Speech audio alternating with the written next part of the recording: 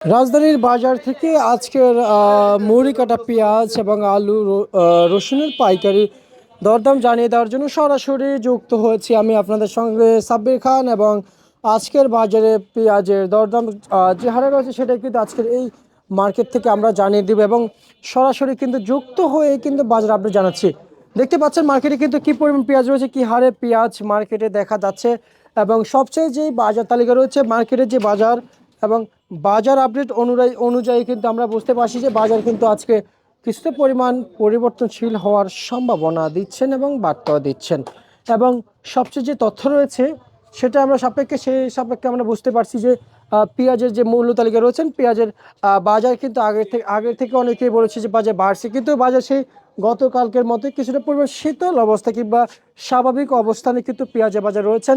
ব্যবসায়ীকে কিন্তু নির্বিধে এবং নির্ভেজালে কিন্তু ব্যবসা করছেন এবং যে হারে দরদাম ছিল সেটাও কিন্তু রেট বেঁধে বিক্রি করে দিচ্ছেন এবং বাজার যেভাবে চলমান রয়েছে সেভাবে কিন্তু ব্যবসায়ীরা বিক্রি করছেন। আপনাদেরকে যদি দেখাই মার্কেটে কিন্তু এলসি পেঁয়াজ অখাদ্য হয়ে গেছে এবং এলসি পেঁয়াজ যে অবস্থানে এই যে দেখতে পাচ্ছেন এলসি পেঁয়াজ কিন্তু আজকে মান বেঁধে 30 টাকা থেকে শুরু করে মার্কেটে কিন্তু বেচাবেচি চলছে প্রতি কেজি পাইকারি ধরে মান বেঁধে। প্রিয় দর্শক, আজকের বাজারে এই ভারতীয় এলসি পেঁয়াজ 30 টাকা থেকে শুরু করে 45 এবং সর্বোচ্চ মাঝামাঝি চলছে 42 টাকা কেজি দরে, প্রিয় দর্শক বন্ধুরা।